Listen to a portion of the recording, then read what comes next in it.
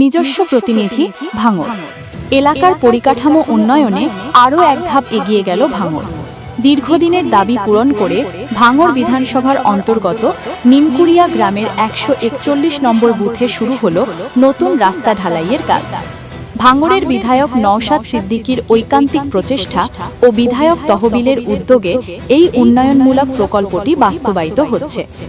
দীর্ঘদিনের সমস্যার সমাধান। নিমকুড়িয়া গ্রামের এই রাস্তাটি দীর্ঘদিন ধরে বেহাল অবস্থায় পড়েছিল। বর্ষার সময় যাতায়াত দুষ্কর হয়ে উঠত গ্রামবাসীদের জন্য। বিধায়কের এই উদ্যোগে এখন খুশির হাওয়া এলাকায়। স্থানীয় সূত্রে জানা গেছে, কাজের গুণমান বজায় রাখতে কড়া নজরদারি চালানো হচ্ছে। ছবিতে দেখা যাচ্ছে আধুনিক পদ্ধতিতে ঢালাইয়ের কাজ চলছে, যাতে রাস্তাটি দীর্ঘস্থায়ী হয়।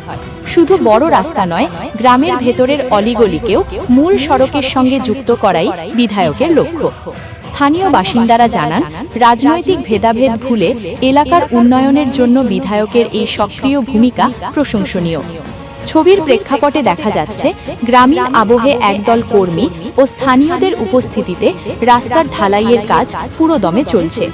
বড় বড় পাথর দিয়ে সীমানা নির্ধারণ করে অত্যন্ত যত্ন সহকারে মসৃণ ঢালাইপথ তৈরি করা হচ্ছে, যা এলাকার যোগাযোগের মানচিত্রে আমূল পরিবর্তন আনবে।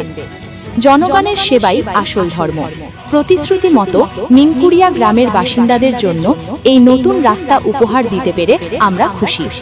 ভিডিওটি বেশি বেশি করে শেয়ার করুন এবং ভিডিওটি যদি ভালো লাগে তাহলে চ্যানেলটি সাবস্ক্রাইব করে সঙ্গে থাকুন আরও নতুন নতুন ভিডিও দেখার জন্য।